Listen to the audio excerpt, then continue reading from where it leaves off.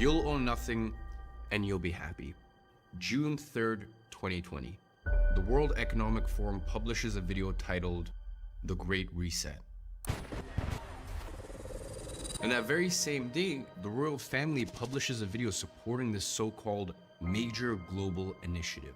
We have no alternative, because otherwise we will end up having more and more pandemics. Now, over the coming weeks, multiple videos on the reset were published by the World Economic Forum, and they were starting to get more and more sketchy.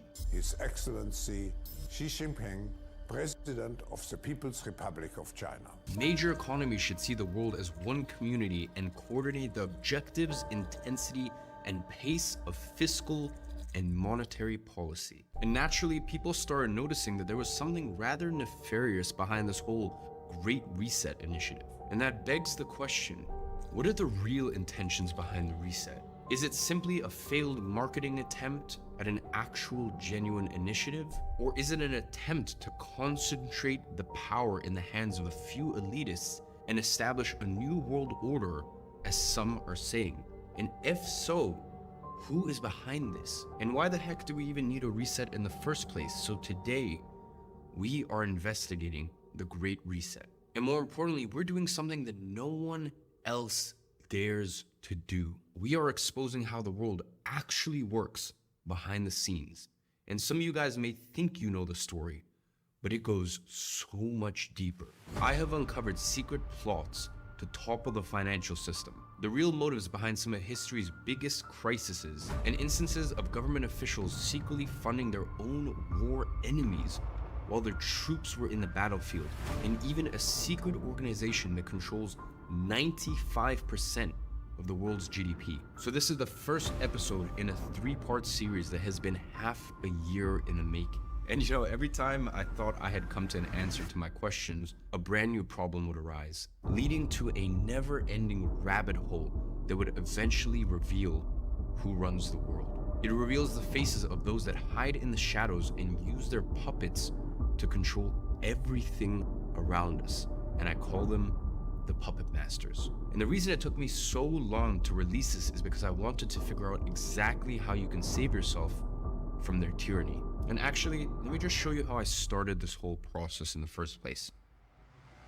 There is still one way out, so let's analyze the situation. The puppet masters are about to have you right where they want you, under their thumb. You see, once CBDCs are rolled out, you will be at their mercy. They decide how much you spend, where you spend it, and even how much money you have left at the end of the month. And that will make it impossible for you to escape.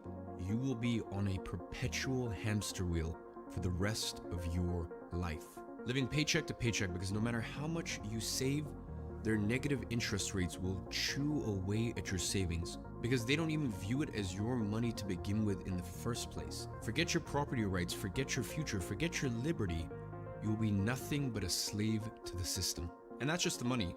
They said it themselves, you will own nothing and you'll be happy. You will eat the bugs because they control the food supply. And if you dare speak up, well, then they'll be very upset and your social credit score will go down. Good luck getting a new rental agreement. And if you try to run away, good luck, because the next step in controlling energy supply is banning gas-powered cars. Because once everyone has electric cars, with a flick of a switch, they deem whether you are worthy or not of travel. The clock is seconds away from midnight. DEFCON 1. But that's what happens when power is concentrated in a select few hands. Because power corrupts, and absolute power corrupts absolutely. And that is why you need to escape now. And that means you need to claw back the freedom you deserve. And the way to claw back that freedom is by 3 avenues. The first one is financial freedom, and this is obvious. Because once they have complete control over the financial system, they will make it impossible for you to be financially free, because they want you to be dependent on them. They need you to be dependent on them, because when you're dependent on them, you are controllable. So that means you need to put every waking moment into earning your financial freedom. The next is time freedom, and this is truly how you get off the hamster wheel. You need to stop trading your time for money, because if you do, inflation and negative interest rates will eat away at your savings and you'll be stuck in the debt cycle forever. And the next is location freedom, and this is the one that usually people sacrifice the other two for. You may have financial freedom, and you may even have a bit of time freedom, but you are stuck in a city, and that makes you controllable. That makes you a slave. Because when the US or Europe goes to you can't pack up, you can't leave, you don't have autonomy. Because make no mistakes about it, it's about to be war. And if it is war, you need to be able to be mobile. And that brings me to my next point, which is in a world of centralization, you need to decentralize as much as possible. And what does that mean, you may ask? Well, just like when you're investing, you don't put all of your eggs in one basket. You don't just pick one stock. In the same way, you can't just bet on one country, because if your country goes to shit, what are you gonna do? So you need to plan, and this is where multiple passports and multiple residencies come into the picture. And once you're financially free, this becomes a lot easier. In places like St. Kitts, you can earn citizenship through investment for as low as 150K. And you need to start tracing your lineage so that way you can see if you are eligible for any other citizenships. Look into things like digital nomad visas. Start looking in different countries, and this also applies for bank accounts. You need more bank accounts. You need them in more countries, because if one country starts to restrict withdrawals, well, then you're stuck. If one country starts tracking your carbon footprint and charges you for it, which by the way is already happening. I wrote about this a few weeks ago, but MasterCard has already implemented technology that is required to know your exact carbon footprint depending on your spending. And the next step, well, if you spend in non-climate friendly places, well, you'll be penalized. And what's worse is they're giving the technology to every major payment processor. And that's why you need more bank accounts. You need bank accounts in different countries.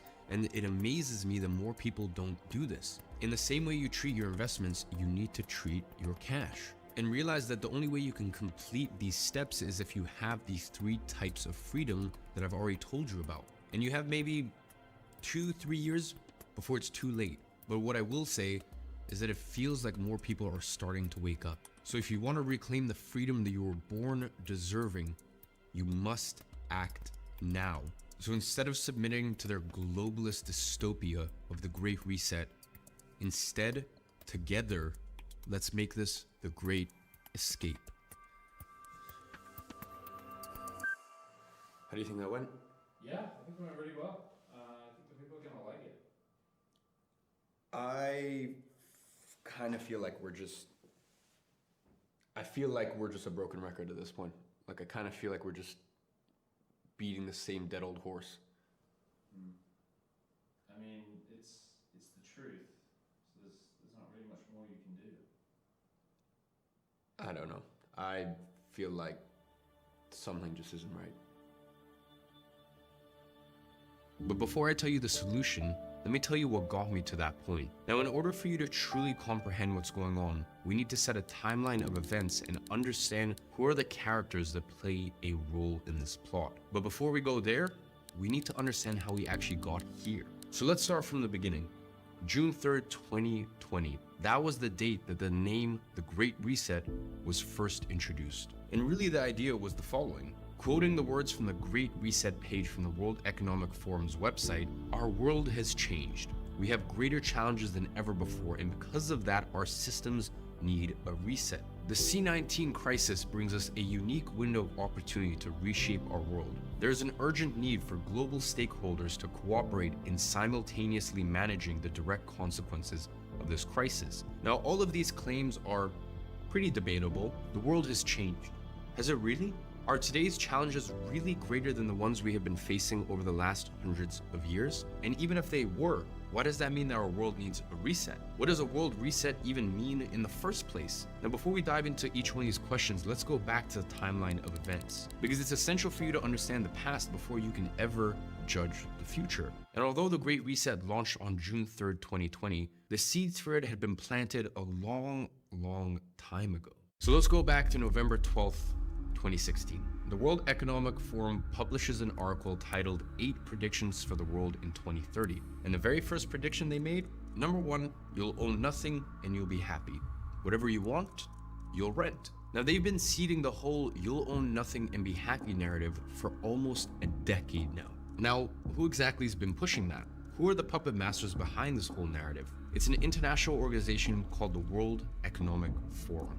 Now, the World Economic Forum is basically an intergovernmental organization that connects the world's most powerful countries with government leaders from all major countries. Now, their objective? Tackle the world's most crucial challenges, which according to them are climate change, carbon emissions, gender pay gap, amongst a myriad of other things. And here are some of their members. CEOs such as Zuck and Bill Gates. You know, the classic ones everyone knows and dislikes. Other members such as Biden, China's dictator, Putin, Trump, royal family. It's basically a mastermind full of billionaires and the world's most powerful people, both from the private and public sector, who all take their jet or even fleet of private jets into Davos, which is obviously quite ironic considering that they're trying to tackle global warming and all that. But nonetheless, let's ignore that.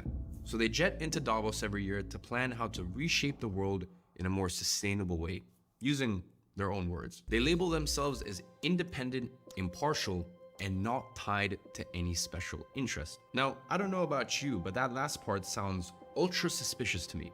I wonder why. Now, the more I researched, the more the World Economic Forum looked like the exact opposite of that. I mean, a lobbyist organization that only has their personal interest and the one of its members in mind, all while trying to make it look like they have other people's interests in mind by exploring the hot topic issues of today's world. Now, the first reason that led me to this conclusion came from questioning their very own narrative. You'll own nothing and be happy. Now, there's a few things we can infer from this claim. First one is someone has to own things. I mean, if you don't own anything and I don't own anything, then who does? It probably means that someone will have to own everything. So it seems like their great plan is just to own everything. And secondly, you're still gonna need to have a house, a car, a phone, a computer, a stove, a fridge. And if you don't own those, well, then you're gonna have to rent them. And everyone else will have to rent from the same individuals who owns everything. So if the only way for you and I to access things is by renting them from the ones that own everything, doesn't that also mean that they'll have complete control over you, me, and everyone else, because they can practically choose who they rent it to and under what conditions they rent it, since we really don't have any other options but to rent from them. And listen, I don't know about you, but for me personally, that doesn't sound too good. And once again, following in their line of thinking, if you own nothing and are happy, does that mean that the people who own everything will be sad? You know, are they doing this as an altruistic effort to spare us all the pain of owning anything, so that way we can enjoy the peace of mind of owning nothing? Well, that doesn't seem too logical to me either. So maybe you'll own nothing and be happy so that in turn, they will own everything and be happier? Sounds like a great win-win situation, doesn't it? To me, it sounds like you will own nothing is just another way of saying we will own you. And the more I researched this, the more questions I had. Who's behind the World Economic Forum? What's their actual agenda with this whole Great Reset plan? How do they plan on implementing it in practice? Like, how are we gonna go from owning houses, cars, and other consumer goods to just simply owning nothing? I mean, is the government gonna come knocking on our doors with guns and saying, hey, all of your assets are now mine? So in order to get some answers, let's go back to our investigation board and let's point our efforts to Klaus Schwab. So we've got the first character that plays a role in this plot, the World Economic Forum. So next obvious question to ask is, who runs the World Economic Forum? Because let's think about this. If the World Economic Forum is an organization that proposes and helps governments execute an agenda to literally reshape the future of our world, and they do that by putting themselves in a position of being an internal organization for public-private cooperation, well, surely the person in charge of all that must have been democratically elected, right? I mean, it's just common sense. If you're the one dealing with the public, environmental, and trade policies of the entire world, you have to be elected by the people, or at the very least by an executive board that was democratically elected by elected officials from each country. So that way we know that you are acting on behalf of the interests from the people who elected you. I mean, that has to be the case, right? As it were, it's not. You see, the World Economic Forum is not like the United Nations, the IMF, or even the World Bank, which are the biggest institutions in the world, and all of which have democratic systems to elect their heads. The WEF, though, well, they're a completely private institution. There's no democratic election to decide who's in charge, and even more interesting than that, all of the institutions that I just mentioned, the IMF, the World Bank, the United Nations, well, they support and execute an agenda that was set by the World Economic Forum. Listen, the bottom line is, the person who's dictating the economic and environmental agenda for the IMF, the World Bank, the United Nations, and for the most important nations and private corporations around the world was elected by nobody other than himself. Yes, that's correct. The person who is telling you that you are going to own nothing and be happy was never even publicly elected. So, who is this powerful and mysterious figure? Ladies and gentlemen, I present to you Klaus Schwab. He's the World Economic Forum's founder and the current president and spokesperson for the organization, the only leader the forum has ever had. And to understand how Klaus Schwab came to be, we need to go back to 1938. That was the year Schwab was born, in no other place than Nazi Germany. And at the time, his father was a managing director for a subsidiary of a Zurich-based engineering firm called Escher Wyss. Now here's a fun little fact for you. That very same firm was found to exploit prisoners of war and use other forms of forced labor. Now, this actually sparked rumors that Schwab's father was a high-ranking Nazi official, but fear not, because the fact checkers were quick to dispel those far-fetched myths. So we definitely don't need to worry about that. You see, Klaus Schwab was well educated, earning multiple degrees in Switzerland and Germany, as well as a Master's of Public Administration from Harvard University. Now going back to our timeline, fast forward to 1971. Schwab founded the World Economic Forum to fulfill his dream from moving from a shareholder capitalism model to a stakeholder capitalism model. That we act all as stakeholders. The future is built by us. Don't you just love it when a man with a German accent tells us how he's going to reshape our world? Now, what does stakeholder capitalism mean, you may ask? It's essentially moving away from profit-driven leadership to a model where companies answer first to special interests instead. This would mean that the people would have a say on the direction companies move to. You see, the problem with that is regular companies answer to their shareholders, who hold the company accountable to achieving certain financial goals. Now, when you move away from answering to shareholders and decide to answer to the people instead, you answer to virtually everyone. And answering to everyone is the exact same as answering to no one, which is a perfect position to be in. Why? Because you get to claim you're acting on everyone's interests without having to answer to anybody in practice. You become the king, appointed by no one. So what Schwab is really saying when he's advocating for stakeholder capitalism is that he wants corporations to answer to special interests. The special interests of him and his friends at the WEF. He advocates for countries to stop using metrics like GDP and instead use metrics like climate action, sustainability, inclusivity, global cooperation, health, and well-being. The problem with that speech is that none of those are real metrics because they can't be measured objectively with numbers. And this is exactly what he wants, because then he can make himself unaccountable while pursuing a broader agenda. Now, at this point in my investigation, I thought I had a pretty clear idea of where things were going, until I started to read Klaus Schwab's book, C19, The Great Reset. You see, what I found inside this book completely changed the direction of my entire investigation. And here's what I found. Throughout the entire book, Schwab kept repeating that this crisis was an opportunity. And I kept reading the word crisis over and over. And I quote, one of the lessons of the past 5 centuries in Europe and America is this: acute crises contribute to boosting the power of the state. It's always been the case, and there's no reason why it should be different with the C19 pandemic. It was as if he was trying to make a point about how beneficial crises were to society. I mean, doesn't that sound completely backwards? Now, at first I tried to ignore it, but the same thing just kept popping up over and over. And I thought to myself, there has to be some untold reason behind Schwab's obsession with crises.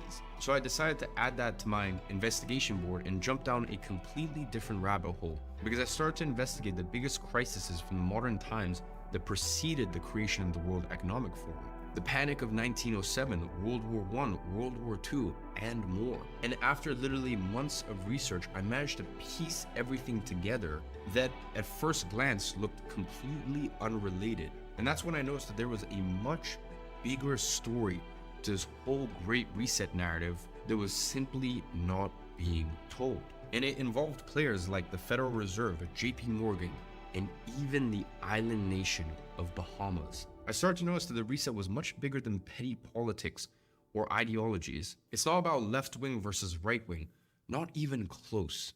The root of the problem is much deeper than that. And in order for you to understand it, we need to take another trip back in time and work our way through the timeline up until 1971, the year the World Economic Forum was founded. 1914, World War I. Now we often ask ourselves how it would even be possible to commit the heinous acts that marked the 20th century. And I think after I tell you the real story behind the US's entrance into World War I, things will begin to clear up. You see, you believe what you've been told in history class. You might even think that the US entered World War I for the greater good. I mean, after all, it was the influx of US troops coming at the brink of time that played a major role in the Allies' victory. So surely the US was motivated by pure intentions, a desire to restore peace in the world and fight evil. Well, the more I researched, the more I questioned that hypothesis. And I'm sure there were good actors who did want that, but the truth is, they were hardly the ones pulling the strings. You see, prior to the war, there was no appetite amongst the American public to join the war. So why did they? The war was far away, it didn't threaten American security, and quite frankly, it was none of America's business. At least that's what the vast majority of Americans thought. And the large German population in the US were drawn towards neutrality. And the rest of the population could be characterized as disinterested in the war. And I guess that's only natural. I mean, who would want war? Worse still, what kind of man would seek war, seek the death of millions? And this question started to become more and more pertinent after I found out that the US's entrance into the Great War didn't exactly happen as we may have been taught. I mean, I'm sure you were told in history class, but the US's entrance into the war was actually orchestrated at the highest levels of government and beyond. And one man in particular was instrumental to this process.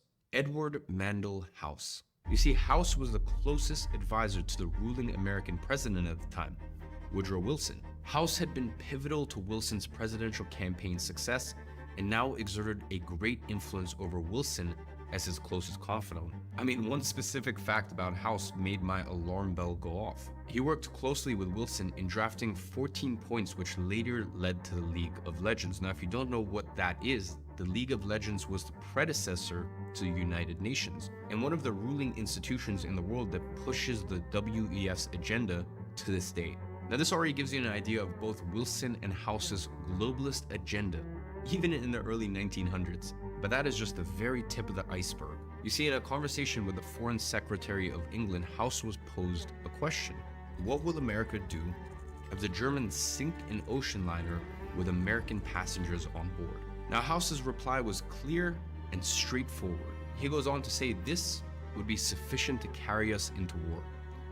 Now, you might be asking, why is this important? Well, that's because later, in 1915, a passenger ship named Lusitania sailed from New York bound for Liverpool in England.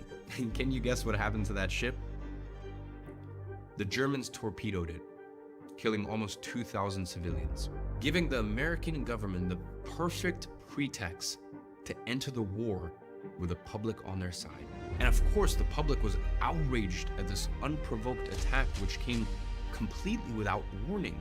Those were the phrases repeated by news broadcasters and politicians around the country. But was it really without warning? I mean, with just a little bit of research, I was able to find out that this setup could not have been more obvious and more calculated. I mean, the Germans literally took out an ad in the New York Times warning people the risks of boarding the ship, explicitly writing that the ship would be liable to destruction. I mean, they were basically saying, look, if you send a ship into war-torn waters, we will have no choice but to attack it. So that begs the question, why would the American government do it anyways, knowing that they would be attacked and that 2,000 innocent lives would be at risk? To be completely honest, I wasn't too sure either. Was it malice? I mean, surely not. And at this point, unfortunately, it looked like I had encountered a dead end in my investigation. I simply didn't have anywhere else to go from here. But there were still unanswered questions that I had to find answers to. I mean, I knew that the American government orchestrated their way into war, but why? Why would they do that? And I knew that later on, House and Woodrow went on to create the foundations for the UN, an organization that's completely aligned with the WEF's interests, but I still hadn't found a direct connection between the two. And why did Klaus have such a fixation on crisis in his book? You know, I sat with those questions for weeks, with honestly embarrassingly little progress. But it was only after weeks of going nowhere with my research that I was able to find something that would help me piece things together. It turns out that the answers to my questions were buried in an old and obscure book written by General Smedley Butler, titled War is Racket. You see, Butler was one of the most decorated American generals, two-time Medal of Honor recipient, who actually fought in World War I. And these are his words on the topic. Woodrow Wilson was re-elected president in 1916 on a platform that he had kept us out of the war. Yet 5 months later, he asked Congress to declare war on Germany. The 4 million young men who put on uniforms and marched or sailed away were not asked whether they wanted to go forth to suffer and die. Then what caused our government to change its mind so suddenly? Money. An Allied commission came over shortly before the war declaration and called on the president. You see, the president summoned a group of advisors, and the head of the commission spoke. Stripped of its diplomatic language, this is what he told the president and his group. There's no use kidding ourselves any longer. The cause of the Allies is lost. We now owe you, the American bankers, the American munition makers, manufacturers, speculators, exporters, $5 or $6 billion. And if we lose, and without the help of the US we must lose, we, England, France, and Italy cannot pay back this money, and Germany won't. And that, my friends, is an excerpt from Major General Smedley Butler's War is Racket, 1935. It has been estimated by statisticians, economists, and researchers that the war yielded $16 billion in profits. That is how the 21,000 billionaires and millionaires got that way. Okay, so that answers one of our questions, which is why would Americans force their way into war? Money. Now, it's not like that money went straight to the American government. You see, as we've seen already, there are shadow figures who control the government's agenda to align with their own interests. So that led me to the next obvious question: who really got rich off the war? And how was Woodrow Wilson truly involved? Well, this leads us directly to our second major crisis and another journey back in time. Crisis 2, the Panic of 1907. Now, to get to this, I had to dig deeper. I mean, deeper than I've ever dug before. You see, I started to research what projects Woodrow Wilson had led during the period that preceded the war, trying to find some sort of connection of how he would benefit from joining World War I. And believe it or not, but the answer was hidden right under my nose this whole time, in one of the most powerful institutions in the whole world. One that everyone knows about but just takes for granted. I mean, to be honest, there's so much to the story that I can't even get into now that I might even do a separate series just to the financial fraud that has bankrupted millions of people since 1913. But for now, I'll just keep it simple. Coincidence or not, it all revolves around another big crisis that shaped the modern world as we know of it today. The Panic of 1907, the first financial crisis of the 20th century. And it was caused by the collapse of highly leveraged speculative investments propagated by easy money policies pursued by the US Treasury in the preceding years. And that ultimately led to a lot of bank runs in New York banks that were financing these risky investments. Now, if you don't know what a bank run is, it's essentially people desperately withdrawing their money from the banks, fearing that the bank would run out of money and they'd lose all of their funds they had deposited in there. The only problem is, the more people withdrawing money, the higher the risk of the bank running out of funds to cover the withdrawals. And in turn, that prompts even more people to withdraw money, leading to a self-destructive cycle that keeps draining the bank's reserves until they run out of money and default. I mean, it's like a snowball effect, and once it gets momentum, it is very hard to stop it. Now, why would that be a problem, you might ask? I mean, surely the bank has the cash everyone deposited in there to cover all of the withdrawals. No, my friend. You see, the bank doesn't just sit on the money you deposit. No, you see, it lends out almost all of it to make a profit on the interest rates. And that's how banks make money. So when a bank run happens, I mean, there's really only one way to stop it. Another institution stepping in and lending their own money to cover withdrawals. And that is exactly what happened in the Panic of 1907. And one man was able to save New York banking almost single-handedly. His name? J.P. Morgan. You see, JP Morgan bailed out the banks by putting his own money on the line. Now, why would he do that? Why would one of the most powerful men in the world put his own money on the line to save his competitors from defaulting? Well, there's two explanations. Number one is that, JP Morgan is very generous and deeply cared about his competitors to the point where he would risk his own bank to save others. How kind of him. Or option two is that he had an incentive for doing so.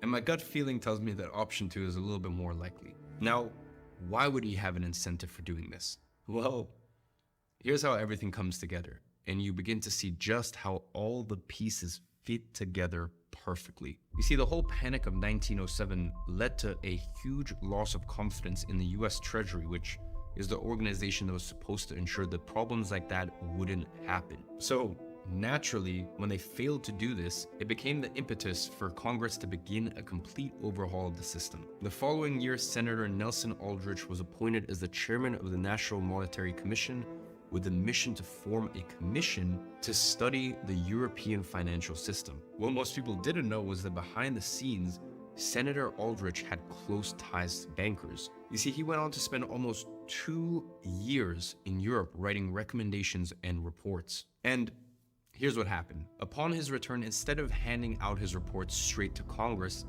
Aldrich decided to do something else. On the evening of November 22nd, 1910, Senator Aldrich left New Jersey on a train in complete secrecy alongside 6 other individuals who all dropped their names in favor of code names so no one would discover who they all were. And their destination? A private secluded island off the coast of Georgia. It was called Jekyll Island. And there, they stayed at a club, the Jekyll Island Club, which was co-owned by none other than JP Morgan, who arranged himself the entire facility just for this specific meeting. Now later, during my fact-checking research, I also found sources pointing out that the Rockefellers also co-owned this estate. And this meeting was so secretive, so concealed from government and public attention that nobody even knew was taking place. Now, who might be invited to attend such a secretive and important meeting? Now, more than a decade later, a list of the attendees of the secret meeting was actually leaked, and it was discovered that the attendees together represented about 1/4 of the world's wealth at the time. They were A.P. Andrews, who was the Assistant Secretary of the US Treasury Department. Paul Warburg was actually a naturalized German representing Kuhn, Leob & Co. Frank A. Vanderlip, who was president of the National City Bank of New York. Henry P. Davison, who was the senior partner of JP Morgan Company. Charles D. Norton, who was the president of the Morgan-dominated First National Bank of New York. And Benjamin Strong, representing JP Morgan himself. It was basically a secret meeting of the top financiers and bankers of the US. And the excuse for such powerful representatives and wealth to meet together? To go on a duck hunting trip on Jekyll Island, of course. Only that duck that they were hunting was your money. Because what they were planning in that secret meeting was something that would deeply benefit the big national bankers for centuries to come. And I know that this is all starting to sound maybe like a bit of a dramatic exaggeration, so don't take my word for it. Let's hear directly from the Forbes founder, Bertie Charles Forbes, who wrote firsthand about this event. Picture a party of the nation's greatest bankers stealing out of New York on a private railroad car under the cover of darkness, stealthily riding hundreds of miles south, embarking on a mysterious launch, sneaking onto an island deserted by all but a few servants, living there for a full week under such rigid secrecy that the names of not one of them was once mentioned, lest the servants learn the identity and disclose to the world this strangest, most secret expedition in the history of American finance. I am not romancing, I am giving to the world for the first time the real story of how the famous Aldrich currency report, the foundation for our new currency system, was written. The utmost secrecy was enjoined upon all. The public must not glean a hint of what was to be done. Senator Aldrich notified each one to go quietly into a private car of which the railroad had received orders to draw upon an unfrequented platform. Off the party set, New York's ubiquitous reporters had been foiled. Nelson had confided to Henry, Frank, Paul, and Piet that he was to keep them locked up at Jekyll Island, out of the rest of the world until they had completed their plan. So you might be asking, what plan were they working on? Well, it was the current US central bank, the Federal Reserve. And this was one of the biggest turning points for the puppet master's control over the money in history. And I'll tell you why in just a second. But first, let me tell you why the creation of the Fed required such a secretive meeting in the first place. You see, virtually all of the founding fathers and enlightened thinkers had been diametrically opposed to central banks. Thomas Jefferson even stated, "I sincerely believe that banking establishments are more dangerous than standing armies, and that the principle of spending money to be paid by posterity under the name of funding is but swindling the futurity on a large scale." In fact, most people don't even know this, but America had another central bank before the Fed, back in the 1830s when Andrew Jackson was the 7th president. And on his deathbed, President Jackson was actually asked what the greatest honor of his career had been. Without any doubt, he proudly exclaimed, "Killing the central bank." Unfortunately, his efforts, while noble, had never fully eradicated the problem. They simply mitigated them because the puppet masters now had the perfect opportunity to create a new central bank. They had the people's support for an overhaul on the financial system that was driven by the Panic of 1907. And they had the written plan for it, backed by the most powerful bankers in the country. And they had someone to sign their plan into law, Woodrow Wilson, who also coincidentally got some campaign financing from these very same bankers that facilitated his way into the Oval Office. The day was December 23rd, 1913. From that day on, bankers were the ones with complete control over the economy. Woodrow Wilson was the newly elected president, and on the evening of the 23rd of December, when most congressmen had already left for Christmas holidays, well, Wilson rushed the Federal Reserve Act through an almost empty Senate. I mean, I need you to understand this. The act was approved by a vote of literally 3-0 and approved the creation of, first of all, the IRS, aka the taxman, the hallmark of modern taxation. Number 2, the infamous Federal Reserve. And with his signature, the Fed now had the exclusive power to print America's money, meaning the government had given away its power to control their own economy to a private institution. Yes, you heard that right. The Federal Reserve is not federal at all. It is a private institution controlled by the most powerful bankers in America.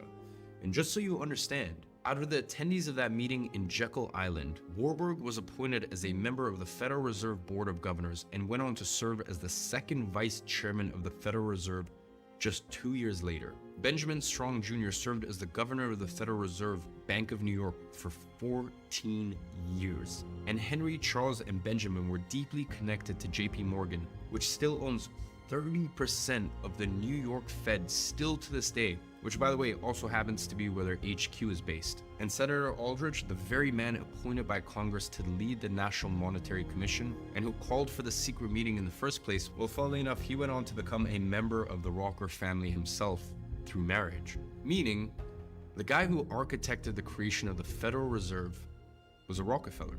And ladies and gentlemen, that is why I always say that the government and the politicians are never the ones in charge. They are simply a mere puppet for the puppet masters. And again, I'm not the only one who came to this conclusion. You see, during my research, I came across an old and battered congressional record from the House in 1908. And they were discussing the creation of a central bank years before the bill was even signed. And here's what they said. This, sir, is a step backward in the advancement of our people and our government. It is a step toward the enthronement of a monarchical power. I repeat, sir, this has ceased to be a matter of political differences and is neither a question of republicanism or democracy, but is a question of whether Wall Street or the people shall rule this American government. Like I said before, this isn't about petty politics. This is about something much deeper. And the discussion in the House continued. This bill enables Wall Street to turn panics off and on at will. The Secretary of the Treasury would become the hired man of Wall Street. Shall we close as a fitting climax to the billion-dollar Republican Congress by crowning our masters, King Morgan and King Rockefeller, the heroes of the last panic? Or shall it be King Taft, Wall Street's hired man? And upon that line, The House of Representatives erupted in what was transcribed as a prolonged applause. Again, the puppet masters had been operating in the shadows for centuries now. So why was the creation of the Fed such a big turning point? You see, before the Fed, currency printing in the US was decentralized through multiple state banks that were in charge of printing money independently. And after the creation of the Fed, the bankers behind it now had managed to centralize money printing under one institution, which means they were now in complete control over the country's money supply.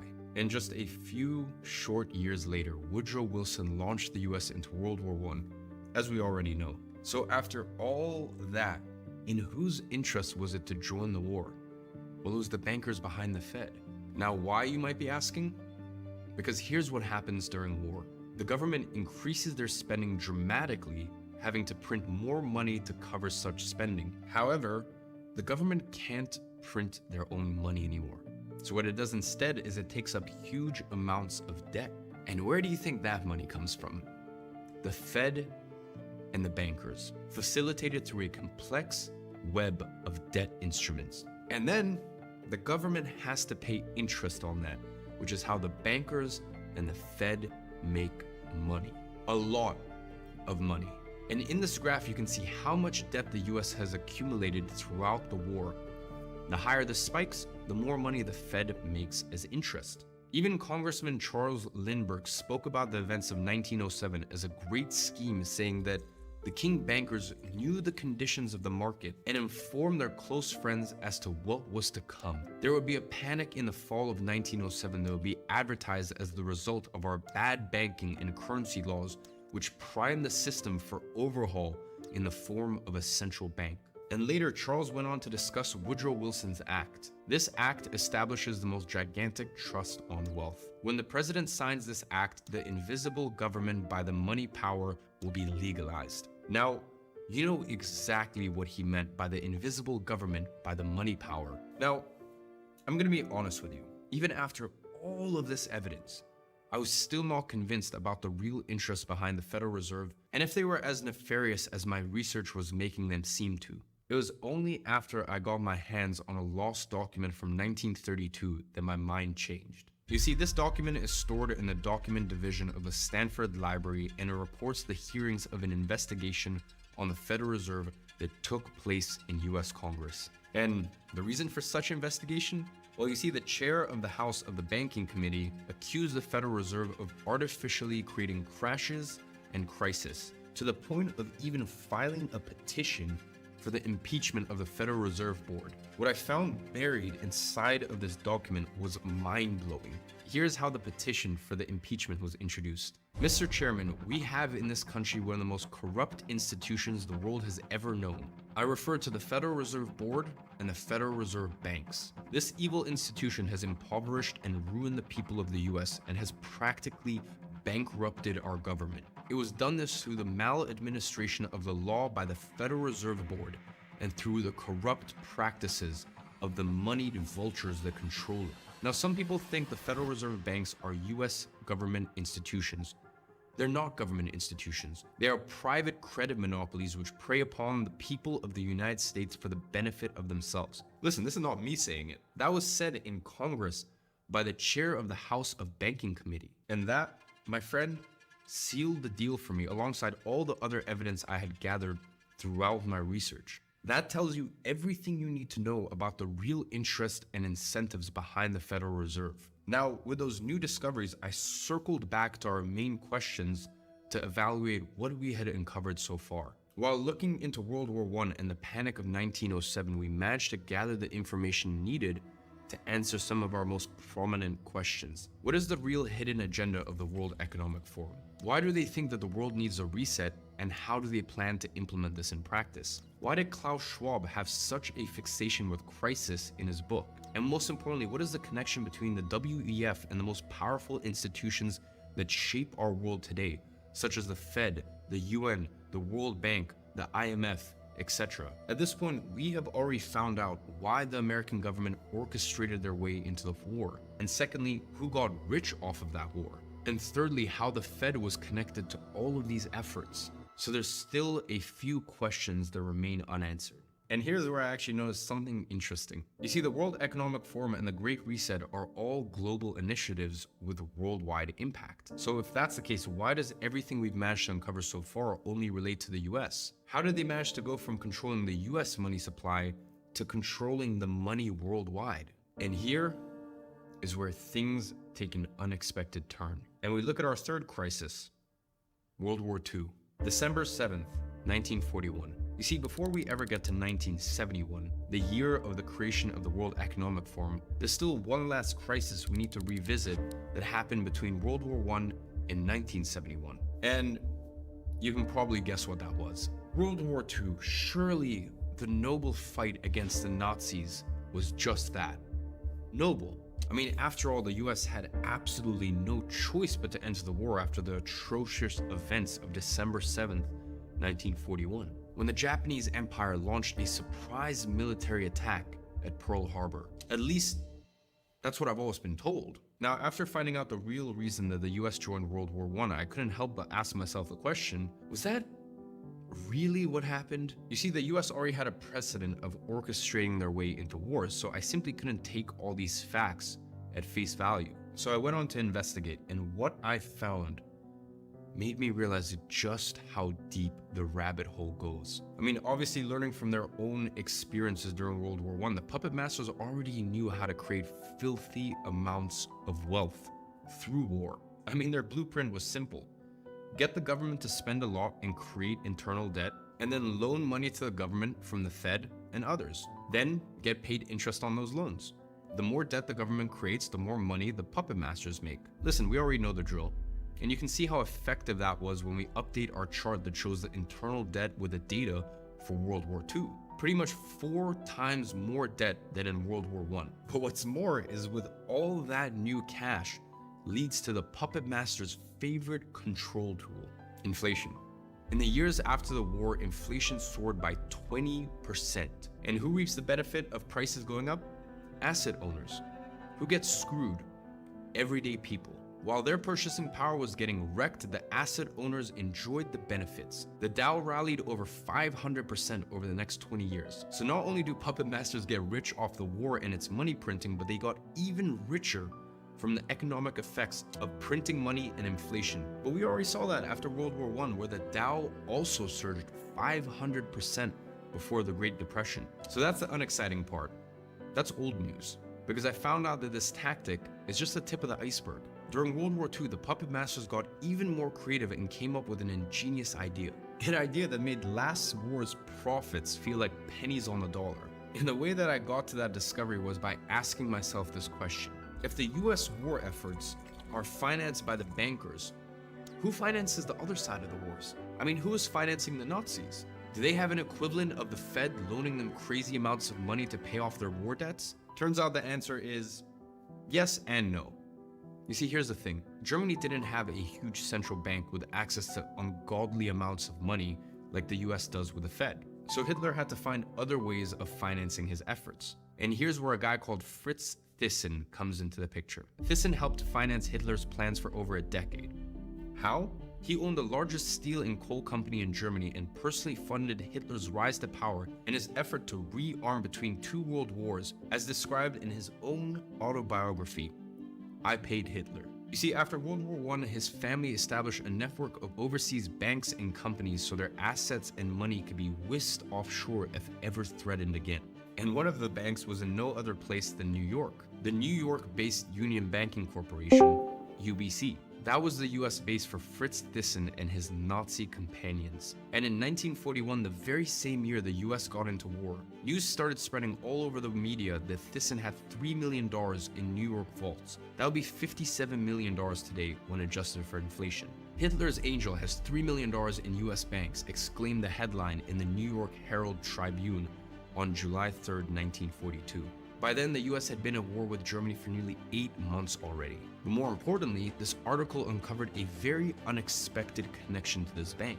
It found out that one of the managing directors of the bank at the time was none other than President George H.W. Bush's father, Prescott Bush. This was heavily denied by the US media at the time, perhaps unsurprisingly. Yet 60 years later, some documents were released by the National Archives and Library of Congress revealing that Prescott Bush indeed served as a business partner of and U.S. banking operative for the financial architect of the Nazi war machine from 1926 until 1942 through the Union Banking Corporation Shell, the very same bank that had partly financed Hitler's rise to power. And by the late 1930s, UBC had bought and shipped millions of dollars of gold, fuel, steel, and U.S. Treasury bonds to Germany, both feeding and financing Hitler's build-up to war. And finally, in 1942, UBC's huge gold purchases raised suspicions that the bank was in fact a secret nest egg hidden in New York for Thyssen and other Nazi leaders. Some people even suspected that the bank was holding gold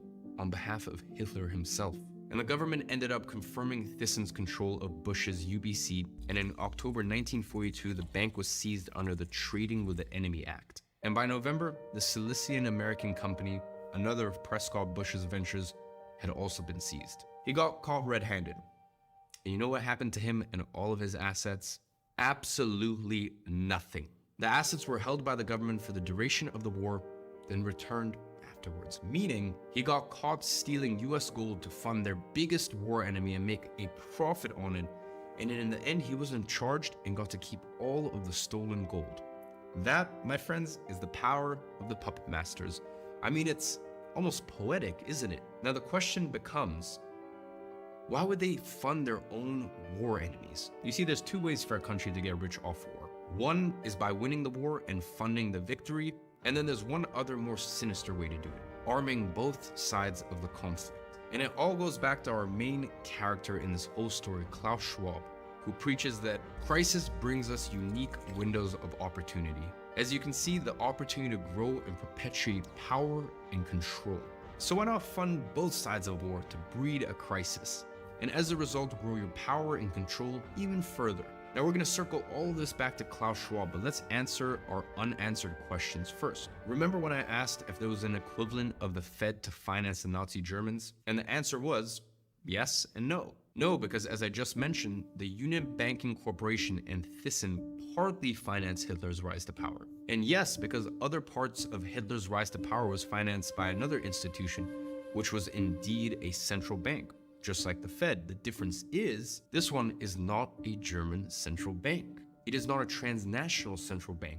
It is an institution that is above all of those, above the Fed, above all central banks. And just like me, when I started this investigation, you've probably never even heard of them before. But its influence is so great that the organization controls 95% of the world's wealth to this day. And the funniest thing is that I found out about it by chance. I was digging deeper into the US Nazi connection, and I stumbled upon the following quote from the United Nations Monetary and Financial Conference that took place in 1944. There's an American president doing business with the Germans while our boys are fighting Germans. And at first sight, I thought he was talking about Prescott Bush. But then I remember that Prescott Bush was never president. His son and his grandson were. And as I dug deeper, I realized that he wasn't actually referring to a president of the United States, but rather a president of the secret institution which is above the central banks that I just mentioned. So I set out to discover who this president was and what type of business he was doing with the Nazis. Digging a little deeper,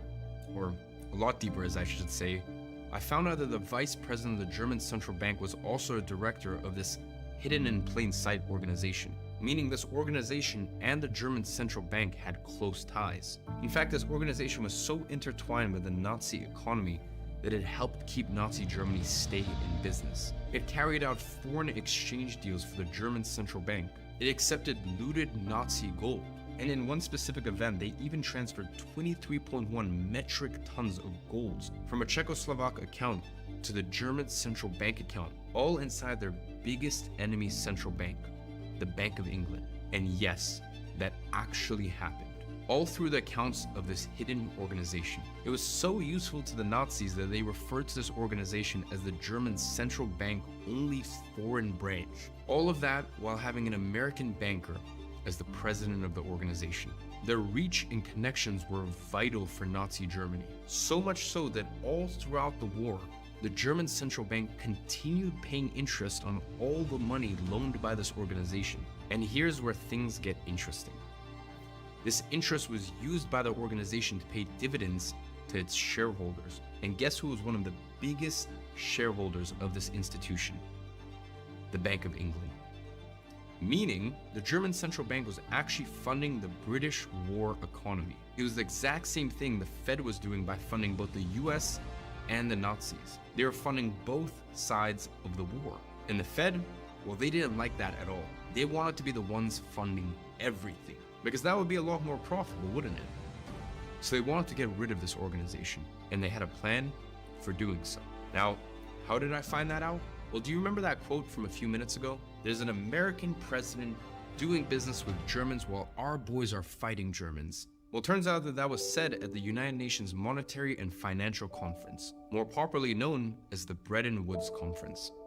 And the purpose of it? Approved the liquidation of this very organization at the earliest possible moment. You see, the guy that said that there was an American president doing business with the Germans was Harry Dexter White. White was an official in the US Treasury Department. He was a top advisor to the Secretary of the Treasury, Henry Morgenthau, and was placed in charge of all Treasury Department's international matters. Now, an important fact to remember here, the US Treasury is the organization closely related to the Fed. Their interests kind of go hand in hand. Morgenthau and White were the most powerful enemies of the secret organization and lobbied hard at Bretton Woods in July 1944. Now, why, you may ask? Well, White had different visions for the international economy. He envisioned a greater role for the US dollar worldwide. His objective was very clear: make the US currency the global trade and finance vehicle. And the way that he proposed to do that was by having the US dollar backed by gold and other currencies pegged to the US dollar's value. This way, the puppet masters behind the Fed would finally achieve their ultimate goal: have complete control of not only the US money supply, but also the entire world's money supply, which would now be pegged to the dollar, the very same currency that they had complete control over. And so, they did. The outcome of the Bretton Woods Conference was very favorable for the puppet masters. It led to the creation of the International Monetary Fund, or the IMF, and the World Bank, the two institutions the puppet masters needed to assert their worldwide control. And that leads us directly back to our most important year in our timeline, 1971, where the puppet masters made their final move to assert control over the world's monetary system. The final move that was the missing piece for them to start implementing their ultimate multi-decade long plan, the Great Reset.